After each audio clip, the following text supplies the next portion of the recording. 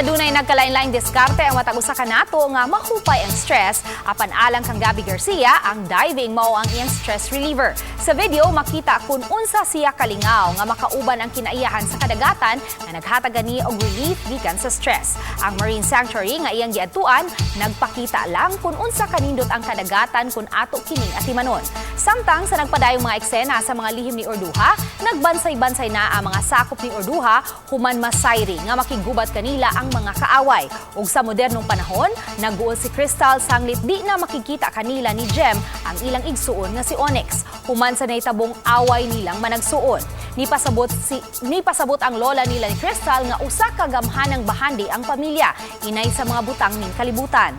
Magkauli pa baka sila ning nagpadayon ug nagkanindot na nga mga eksena sa mga lihim ni Orduha, kana ang atong sundan matagabi pagkahuman sa 24 oras.